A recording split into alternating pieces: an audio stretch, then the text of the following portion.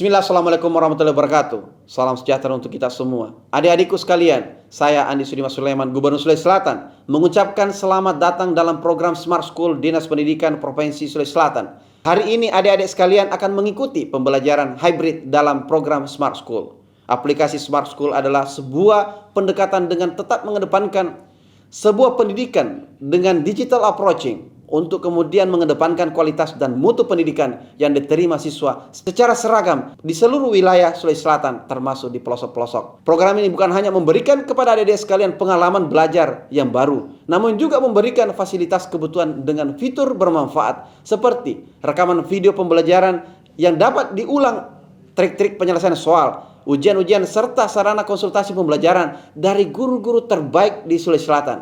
Sering-sering mengakses aplikasi Smart School melalui gawai yang adik-adik sekalian miliki di setiap kesempatan yang dimiliki. Untuk seluruh adik-adikku sekalian yang saya cintai, saya banggakan, selamat belajar dan semoga ilmu yang didapatkan bermanfaat untuk menambah pengetahuan pendidikan adik-adik sekalian. Salam kita pada salam. Assalamualaikum warahmatullahi wabarakatuh. Salam sejahtera untuk kita semua.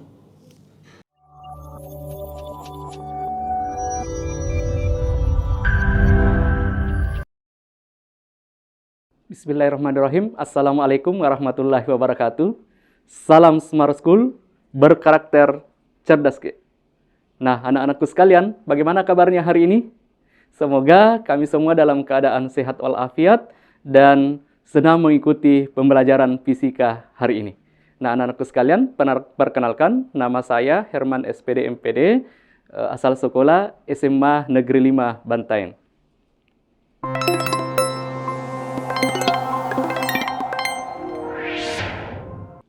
Baiklah anak-anakku sekalian, hari ini kita akan belajar tentang relativitas khusus, ya anak-anakku sekalian. Adapun tujuan pembelajaran kita hari ini adalah, yang pertama, setelah pembelajaran ini diharapkan kepada anak-anakku sekalian dapat memahami konsep dan persamaan kecepatan relatif, kontraksi panjang, dilatasi waktu, dan massa relatif dengan benar. Kemudian yang kedua, diharapkan anak-anakku sekalian dapat menerapkan konsep dan persamaan kecepatan relatif, kontraksi panjang, dilatasi waktu, dan massa relatif dalam pemecahan masalah dengan benar. Pengertian relativitas khusus. Nah, anak-anakku sekalian, apa itu relativitas khusus? Relativitas khusus adalah teori mengenai struktur ruang dan waktu. Hal ini diperkenalkan oleh Albert Einstein dalam karyanya pada tahun 1905 ya anak-anakku sekalian tentang elektrodinamika benda bergerak.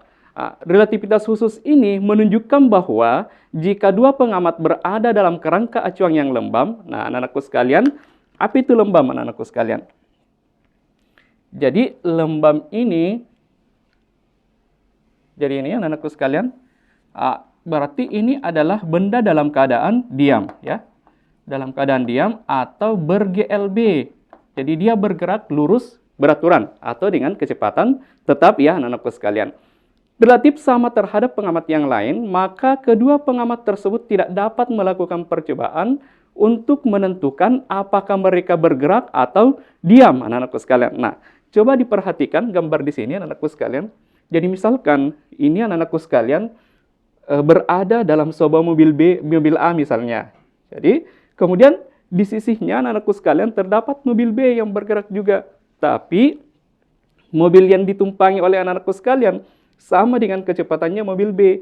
Maka yang terjadi adalah kita melihat keluar bahwa seakan-akan mobil itu juga diam ya anak-anakku sekalian. Sehingga kita tidak dapat menentukan sebuah pengukuran apakah mobil B yang ada di samping saya ini itu bergerak atau tidak ya anak-anakku sekalian.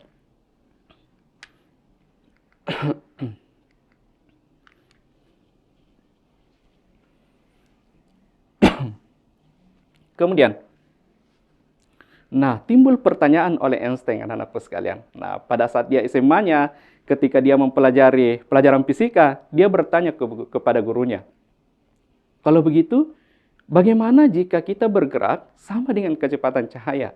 Apa sama halnya dengan kedua mobil yang tadi? Kemudian yang kedua, setelah mengkaji lagi, si Einstein ini menemukan lagi sebuah kejanggalan bahwa antara mekanika yang dikemukakan oleh Newton dengan listrik magnet yang dikemukakan oleh Maxwell, itu seakan-akan terdapat kejanggalan anak-anakku sekalian. Ini menurut analisanya Einstein saat itu. Nah, untuk menjawab kedua permasalahan ini yang ditemukan oleh Einstein, maka dia mengeluarkan dua postulat anak-anakku sekalian. Yang pertama bahwa hukum fisika memiliki bentuk yang sama pada semua kerangka acuan inersial. Apa maksudnya ini anak-anakku sekalian? Contoh, misalnya di sini saya punya bandul ya anak-anakku sekalian. Di ruangan ini misalnya, saya getarkan ini bandul. Misalkan ini sebuah bandul. Kemudian bandul ini saya bawa naik ke sebuah mobil yang sedang bergerak, tapi kecepatannya harus tetap ya anak-anakku sekalian. Bandul ini juga saya gerakkan. Kemudian saya naik lagi ke sebuah bus dengan kecepatan yang lebih cepat lagi, tapi kecepatannya tetap juga ya anak-anakku sekalian. Saya getarkan lagi sebuah bandul di atas mobil itu.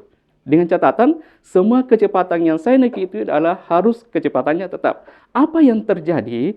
Ternyata besaran-besaran yang berlaku saat bandul saya getarkan di ruangan ini, dan ketika saya naik di sebuah mobil tadi, dan ketika saya naik di busnya, itu besaran-besaran yang berlaku sama anak-anakku sekalian.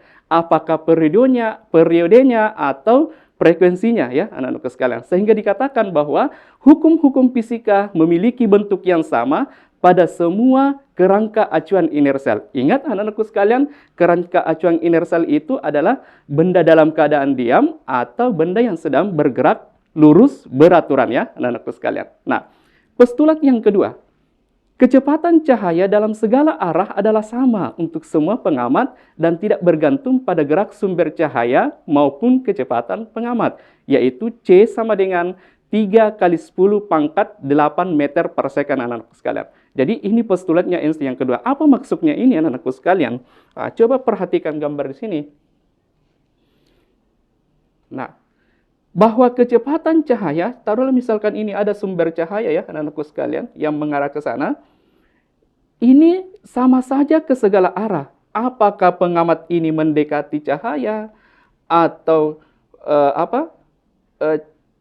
sumber cahaya mendekati pengamat, maka kecepatannya tetap C sama dengan 3 kali 10 pangkat 8 meter per second anak-anakku sekalian. Jadi tidak ada pengaruhnya. Padahal sebenarnya logikanya begini kan. Kalau misalnya pengamat mendekati cahaya, harusnya kan kecepatannya lebih cepat ya anak-anakku sekalian untuk sampai ke pengamat ini. Tapi di dalam postulat Einstein tidak demikian. Mau pengamatnya mendekati sumber cahaya, atau sumber cahayanya mendekati pengamat, atau kedua-duanya saling mendekati, atau menjauhi dan sebagainya, maka C-nya tetap 3 kali 10 pangkat 8 meter per second, anak-anakku sekalian.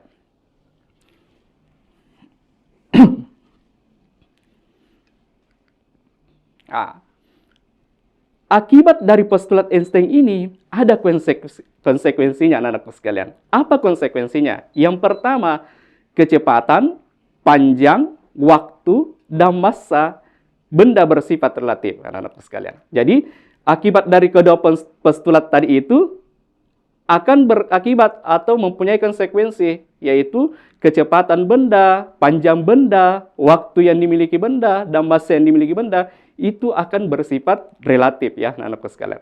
Tapi di sini ada syarat ya anak-anakku sekalian. Kapan benda bersifat relatif?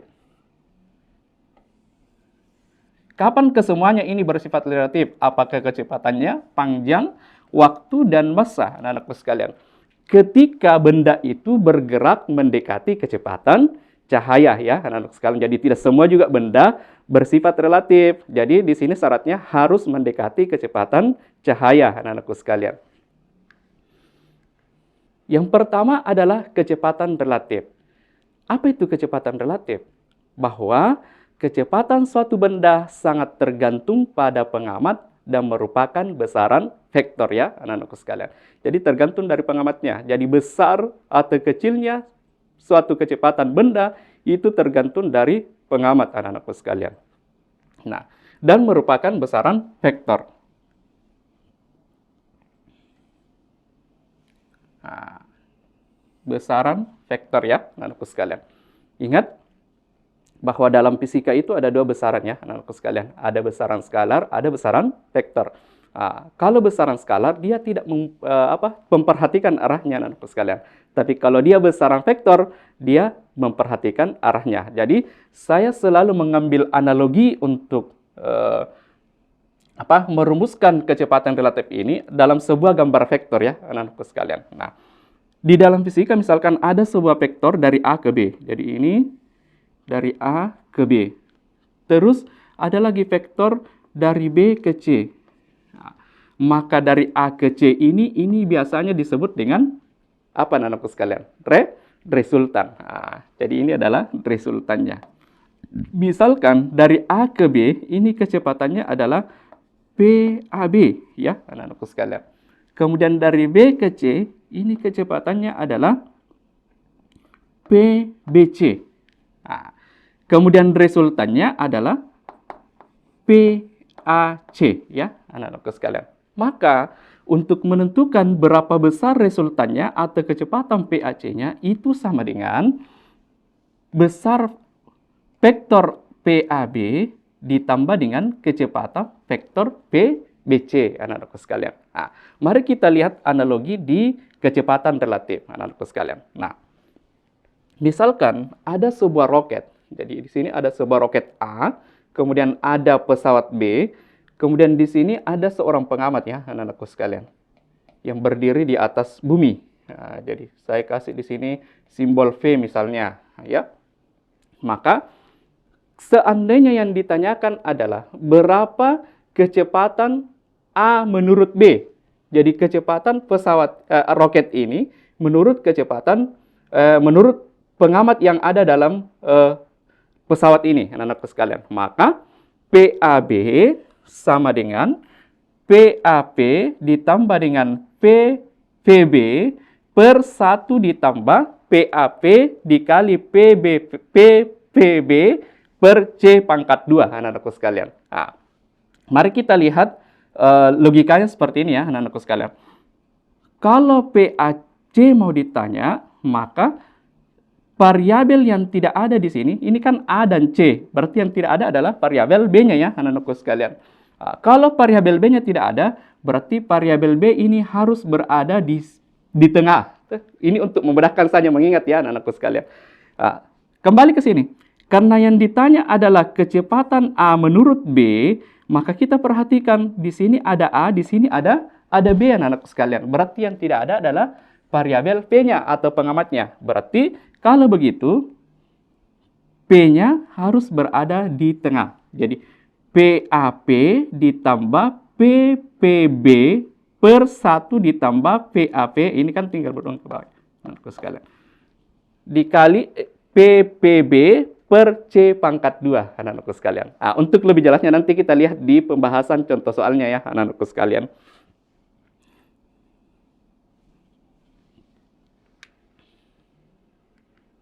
Kemudian ada namanya kontraksi panjang.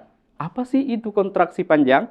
Nah, kontraksi panjang adalah penyusutan panjang benda jika dilihat oleh pengamat yang bergerak. Apa maksudnya? Jadi misalkan ini benda saat diam ya, anak-anakku sekalian. Dilihat oleh pengamat yang diam. Jadi di sini ada pengamat yang diam. Nah, jika benda ini dilihat oleh pengamat yang diam, maka panjangnya ini asli. Jadi kalau misalkan ini panjangnya 5 meter, maka jika dilihat oleh pengamat yang sedang bergerak, maka panjangnya ini akan menyusut ya, anak-anakku sekalian. Ini menurut teori relativitas. Jadi dia akan menyusut, bisa saja 4 meter, bisa saja 3 meter, dan seterusnya. Yang jelas dia akan menyusut. Contoh, anak-anakku sekalian, pernah tidak naik mobil? Naik mobil melewati sebuah jembatan yang panjang misalnya. Nah, ketika anak-anakku sekalian berdiri di samping jembatan dan melihat panjangnya jembatan, wah panjang sekali jembatan ini. Tapi ketika anak-anakku sekalian naik mobil melintasi jembatan itu dengan kecepatan yang sangat cepat, maka seakan-akan jembatan itu terlihat memendek ya anak-anakku sekalian. Nah, ini salah satu contoh dalam kehidupan sehari-harinya ya anak-anakku sekalian. Bagaimana persamaannya? Nah, persamaannya itu adalah L sama dengan gamma dikali L0 ya anak-anakku sekalian. Apa itu gamma? Gamma ini biasanya disebut dengan tetapang Lorentz ya anak-anakku sekalian. Itu rumusnya adalah akar 1 dikurang P pangkat 2 per C pangkat 2 anak-anakku sekalian. Nah, sehingga kalau saya substitusikan ini ke sini, maka L-nya sama dengan L0 dikali akar 1 dikurang P pangkat 2 per C pangkat 2 anak-anakku sekalian. Nah, keterangan L0 itu panjang benda oleh pengamat yang diam. Jadi kalau L0 itu adalah panjang benda dilihat oleh pengamat yang diam anak-anakku sekalian. Kalau L panjang benda dilihat oleh pengamat yang bergerak ya anak-anakku sekalian. Nah, sekarang kita masuk ke dilatasi waktu.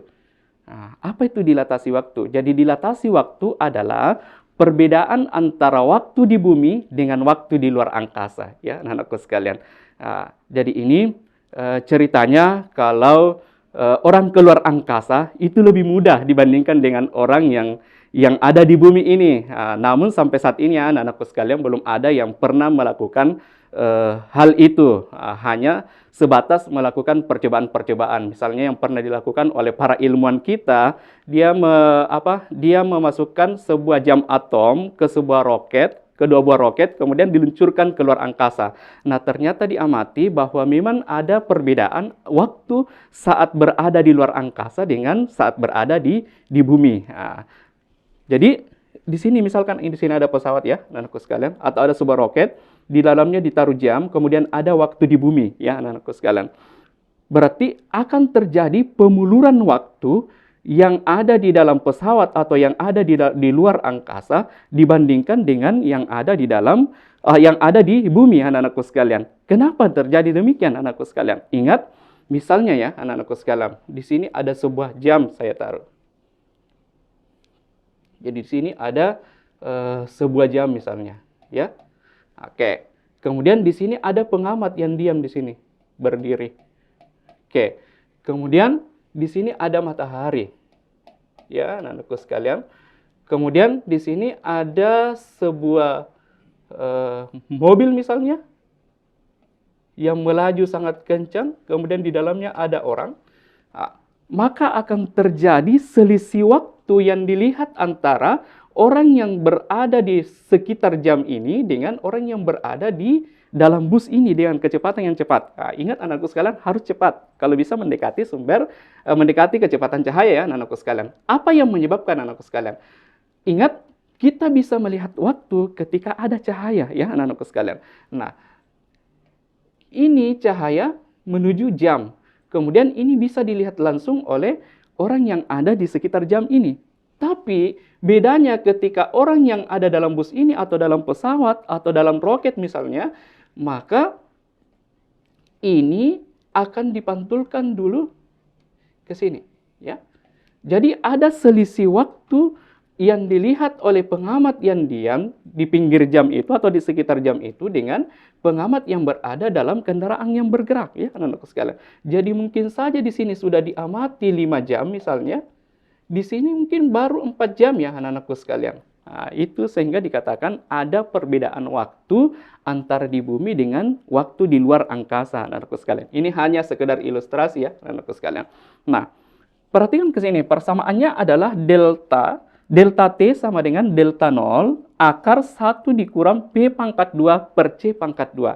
Apa itu delta T0? Delta T0 adalah waktu di bumi. Jadi waktu yang di bumi. Kemudian delta T adalah waktu yang di luar angkasa. Nah, anak-anakku sekalian, siapa tahu anak-anakku bertanya, Pak, kenapa Bapak menuliskan delta T sama dengan delta T0 dikali 1 di akar 1 dikurang P pangkat 2 per C pangkat 2. Di buku kan tidak seperti itu ya anak-anakku sekalian. Nah, kalau di buku dituliskan seperti ini. Jadi delta T sama dengan delta T0 per akar 1 dikurang P pangkat 2 per C pangkat 2. Ini ya yang ada di buku anak-anakku sekalian. Kenapa Bapak mengambil ini? Karena saya selalu mengambil sebuah acuan bahwa semua yang ada nol-nolnya ini saya menganggap bahwa dia di bumi ya anak-anakku sekalian. Di bumi. Atau kerangka acuannya yang nol yang berada di bumi anak-anakku sekalian. Kalau di buku-buku yang delta T0-nya ini yang dianggap bahwa waktu di luar angkasa ya anak-anakku sekalian. Jadi ini waktu di luar angkasa. Jadi sebenarnya maknanya sama saja anak-anakku sekalian. Jadi sama saja. Kalau Bapak menuliskan ini, delta T0 adalah waktu yang di bumi. Kenapa saya selalu yang 00 itu waktu yang di bumi? Supaya mudah diingat anak-anakku sekalian. Ya.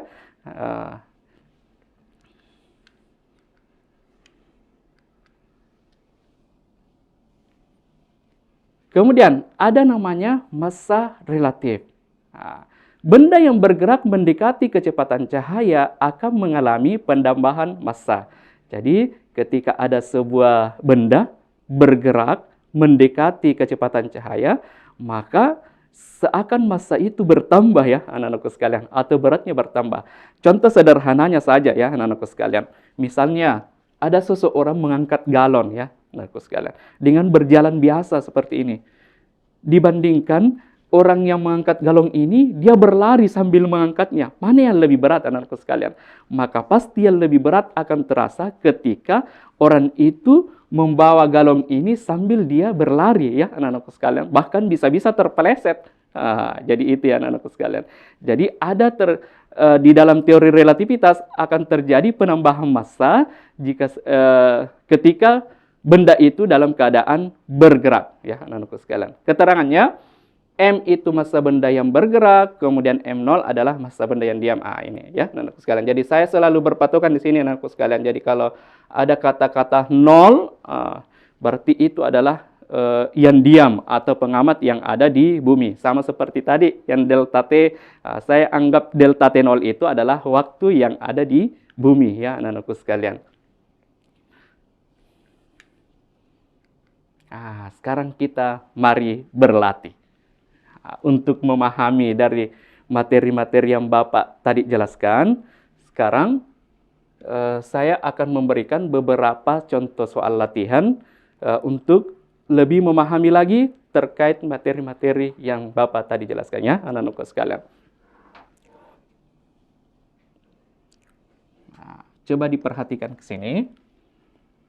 Dua buah pesawat, masing-masing pesawat A bergerak dengan kecepatan 0,5 C, anak-anakku sekalian. Dan pesawat B bergerak saling mendekati.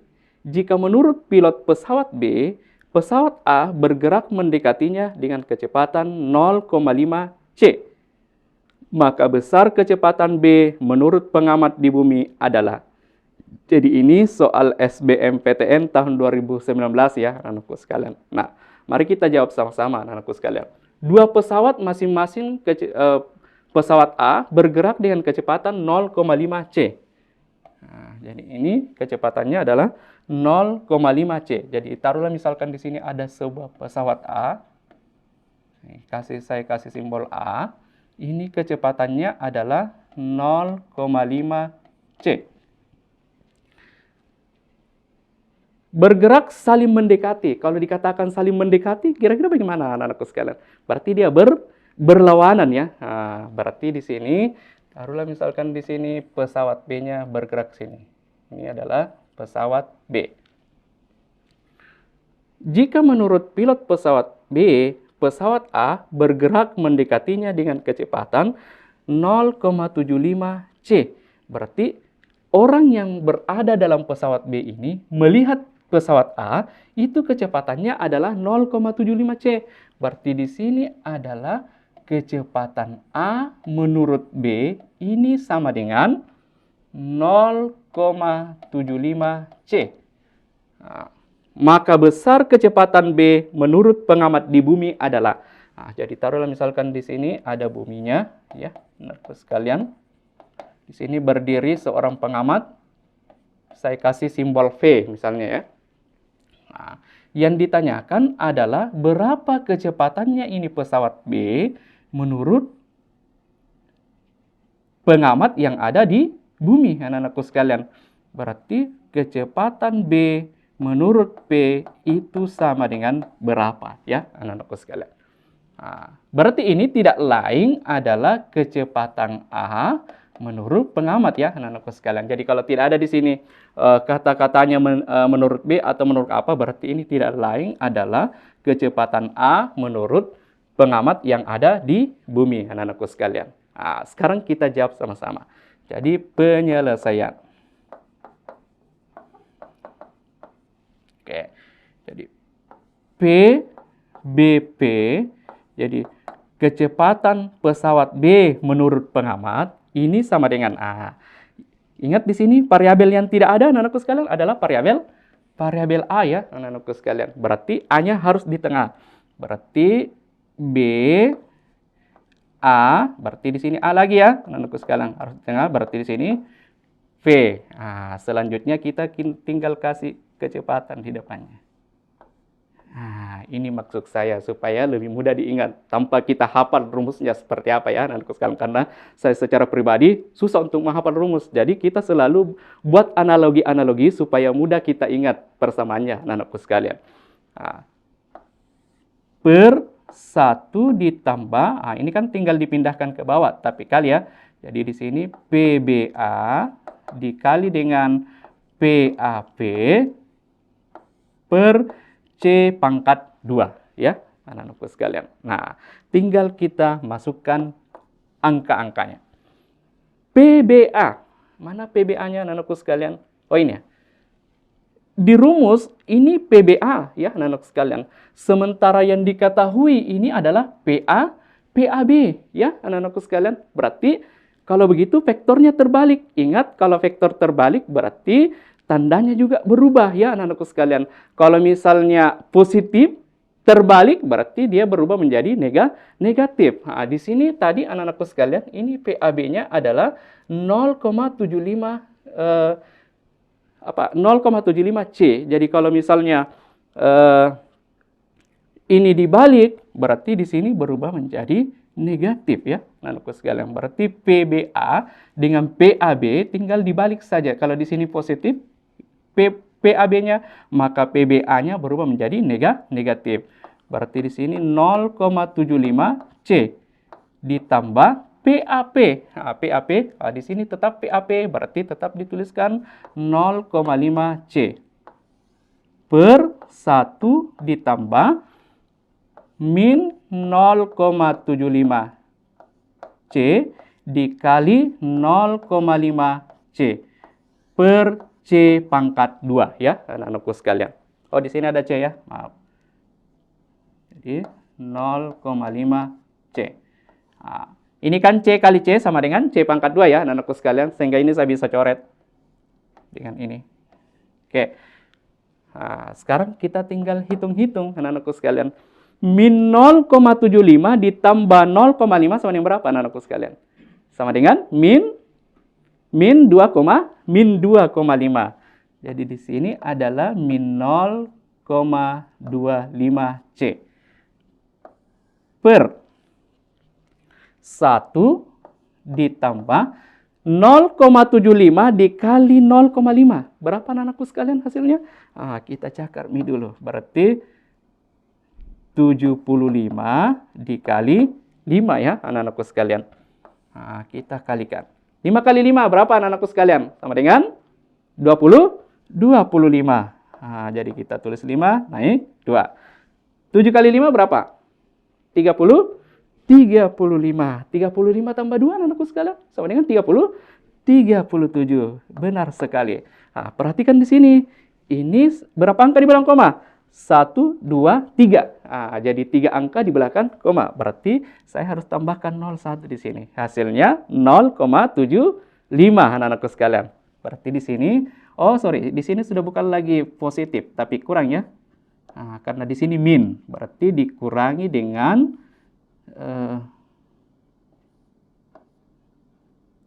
0,375, ya, anak-anakku sekalian. sekalian. Nah, kita lanjut saja di sini ya.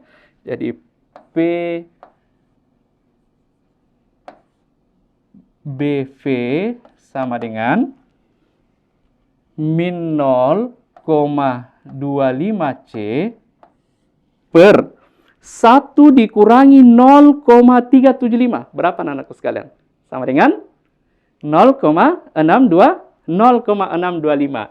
Jadi hasilnya 0,625 ya, anak-anakku sekalian. Nah, ini kan susah dibagi, Pak, kalau ada koma-komanya. Bagaimana caranya, anak-anakku sekalian? Nah, kita periksa yang mana paling banyak angka di belakang koma. Yang di bawah ya, 6,25. Berapa angka di belakang koma, anak-anakku sekalian? 3. Kalau 3 angka berarti harus dikalian 3 nolnya. Apa 3 nolnya? 1000. Nah, berarti harus dikali 1000. Kalau di bawah saya kali 1000, yang di atas juga harus kali 1000, anak-anakku sekalian. Supaya adil ya. Nah, sehingga ini berubah menjadi 0,25 dikali 1000. Berarti ini min 250 ya. C. Kemudian yang di bawah berarti komanya sudah hilang. 625, anak-anakku sekalian. Nah, sekarang kita tinggal sederhanakan. Tapi terlalu banyak ya, Pak, kalau mau disederhanakan. Ada lagi caranya supaya lebih mudah. 250C ini kan sama saja ya, anak-anakku sekalian, kalau min 25 dikali 10. Iya ya? Sama ya, anak-anakku sekalian.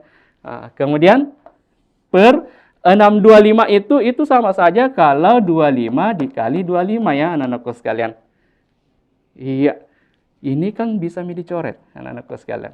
Jadi sisa min 10 dengan 25. Min 10 dengan 25 sudah mudah disederhanakan, anakku sekalian. Berarti tinggal masing-masing dibagi 5. 10 bagi 5 berapa, anakku sekalian?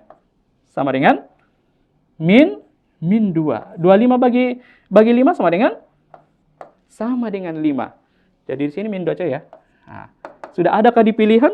Oh, belum ada. Ternyata dia jadikan desimal, anakku sekalian.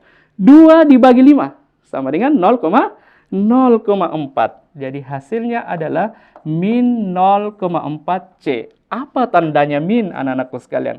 Min berarti dia bergerak ke kiri ya, anak-anakku sekalian. Jadi dia bergerak ke kiri. Ini terbukti ya bahwa pesawat B dia bergerak ke kiri. Jadi jawabannya harus bernilai atau harus bertanda negatif. Kalau seandainya tadi Bapak mendapatkan bertanda positif, maka itu salah, anak-anakku sekalian. Karena jawaban akhir kita di sini sudah bertanda negatif, maka sudah dipastikan jawabannya adalah bagian D, anak-anakku sekalian. Iya. Sekarang kita ke latihan 2, anak-anakku sekalian.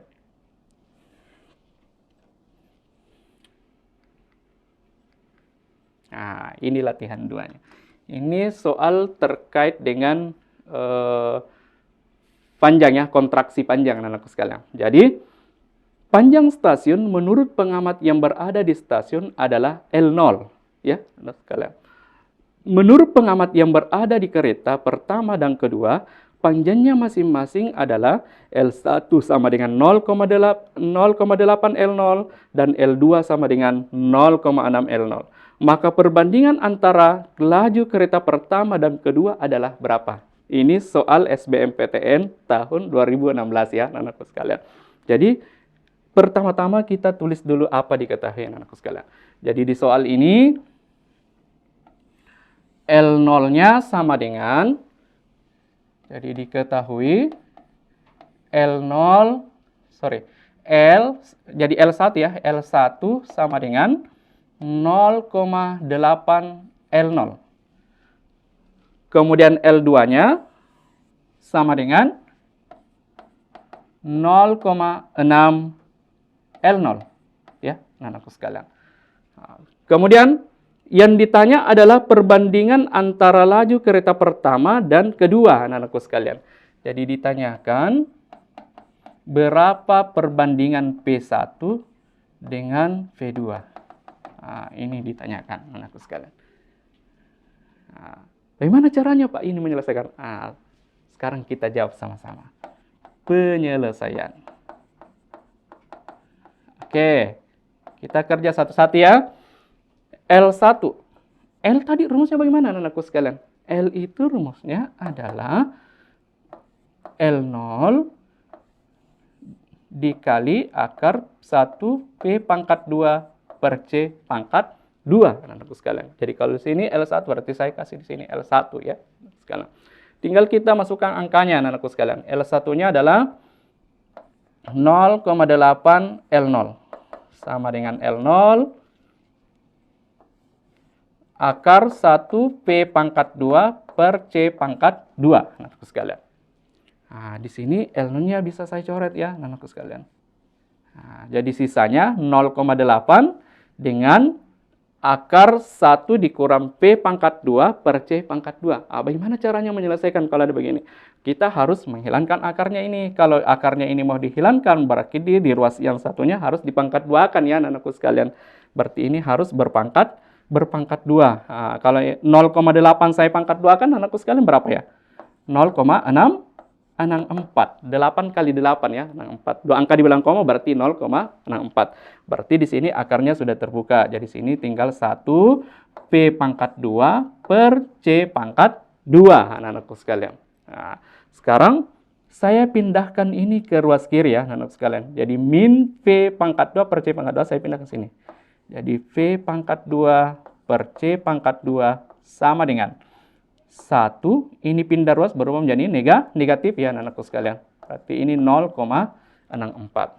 Nah, 1 dikurang 0,64 sama dengan 0,336 ya, anak-anakku sekalian. Sehingga V pangkat 2-nya sama dengan 0,36. Ini saya naikkan C pangkat 2. Atau V sama dengan akar 0,36 C pangkat 2. Nah, akar 0,36 berapa, anak-anakku sekalian? Akar 36 sama dengan 6. Berarti di sini adalah 0,6. Akar C pangkat 2 sama dengan C. Jadi P1-nya sama dengan 0,6 C. Jadi ini P1 ya, anak-anakku sekalian. Oke. Nah, sekarang kita cari L2-nya atau kecepatan keduanya. Jadi di sini L2 sama dengan L0 akar 1 dikurang V pangkat 2 per C pangkat 2 ya, anak-anakku sekalian. Nah, dengan cara yang sama seperti tadi, berarti di sini 0,6 L0 sama dengan L0, kemudian 1 dikurang P pangkat 2 per C pangkat 2 ya, anak-anakku sekalian. Nah, sehingga ini saya bisa coret juga ya, anak-anakku sekalian. 0,6 pangkat 2 sama dengan 0,36. Berarti di sini sudah hilang akarnya ya, karena di sini sudah dipangkat 2 kan ya, anak-anakku sekalian. Berarti 1 dikurang P pangkat 2 per C pangkat 2, anak-anakku sekalian. Nah, sehingga di sini V pangkat 2 per C pangkat 2 sama dengan 1 dikurang 0,36 atau 0,64. Nah, ya, anak-anakku sekalian. Jadi 1 dikurang 0,36 sama dengan 0,64. Sehingga V pangkat 2-nya sama dengan 0,64 dikali C pangkat 2. Jadi C-nya saya naikkan ya, anak-anakku sekalian. Jadi V tinggal kita akarkan. Jadi 0,64 C pangkat 2. Ini hasilnya adalah 0,8 C, anak-anakku sekalian. Nah, jadi ini adalah V2 ya, anak-anakku sekalian. Jadi inti lain adalah V2-nya. Oke. Nah, sekarang tinggal kita perbandingkan, anak-anakku sekalian. Nah, kalau kita perbandingkan, kan di sini. Jadi tinggal kita masukkan ini. Jadi P1 berbanding P2. P1-nya kan sudah ada, anak-anakku sekalian. 0,6 C. Di sini 0,6 C. P2-nya sama dengan 0,8 C ya, anak-anakku sekalian. C-nya saya bisa coret. Kemudian 0-nya juga coret. Jadi sisa 6/8. 6/8 masing-masing bagi berapa, anak-anakku? Bisa disederhanakan ya, masing-masing bagi 2. Yaitu 6 bagi 2, 3. 8 bagi 2, 4. 3 bagi 4 sama dengan 0,75. Nah, maka jawabannya adalah bagian A. Ya, anak-anakku sekalian. Nah, anak-anakku sekalian, tadi kan jawabannya Pak panjang sekali ya. Ada tidak cara mudahnya? Ada. Jadi ini ada cara mudahnya, anak-anakku sekalian. Nah, tadi kan persamaannya gini ya anak-anakku sekalian. Jadi L itu sama dengan gamma dikali L0 ya anak-anakku sekalian. Nah, berarti kalau begitu, yang ini L1 ini sama dengan gamma L0 ya anak-anakku sekalian. Berarti yang posisi ini dengan ini sama. Berarti 0,8 itu tidak lain daripada gammanya ya anak-anakku sekalian. Nah, jadi gammanya sama dengan 0,8. Nah, jadi gamma sama dengan 0,8. Ingat, kalau gammanya 0,8 anak-anakku sekalian, maka kecepatannya itu sudah dipastikan 0,6. Sorry, C ya. Nah, maka dipastikan 0,6. Sama halnya dengan ini. Kalau L2 sama dengan gamma L0, berarti yang gammanya juga yang ini. Berarti di sini, berarti ini gamma 1 ya anak-anakku sekalian.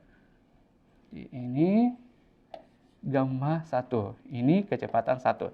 Nah, berarti di sini gamma 2-nya berapa? Nah, berarti gamma 2-nya adalah 0,6 C. Berarti V2-nya sama dengan kebalikannya di atas. Berarti 0,8 C, anak-anakku sekalian. Jadi kebalikannya. Jadi ini sama dengan segitiga siku-siku untuk sehingga berlaku teorema Pitagoras. Nah, ibaratnya kalau misalkan gammanya adalah cos, berarti kecepatannya itu adalah sinnya ya, sinusnya anak-anakku sekalian. Nah, berarti kalau begitu tinggal kita perbandingkan di sini. Jadi sama nih, berarti di sini P1-nya sama dengan 0,6, P2-nya sama dengan 0,8. Ya, anak-anakku sekalian, sehingga bisa juga saya perbandingkan P1 banding P2 sama dengan 0,6 banding 0,8. Nah, maka sama saja 3/4 atau 0,75. Jadi jawabannya sama. Nah, jadi didapat jawabannya sama antara pakai tips dan trik dengan memakai cara yang konsepnya seperti ini. Jadi konsepnya yang ini ya anak-anakku sekalian. Sebenarnya di atas juga adalah konsep ya anak-anakku sekalian. Cuma ada yang pengerjaannya lebih sederhana, kemudian ada yang membutuhkan waktu yang agak lama untuk menyelesaikan anak-anakku sekalian. Karena waktu yang sangat terbatas anak-anakku sekalian, sebenarnya masih banyak soal-soal yang Bapak ingin jelaskan pada hari ini, tapi karena waktu yang membatasi kita sehingga Bapak tidak bisa menjelaskan semua soal-soal yang Bapak sudah persiapkan sebenarnya anak-anakku sekalian. Lebih dan kurangnya mohon dimaafkan anak-anakku sekalian. Billahi taufiq wal hidayah. Wassalamualaikum warahmatullahi wabarakatuh.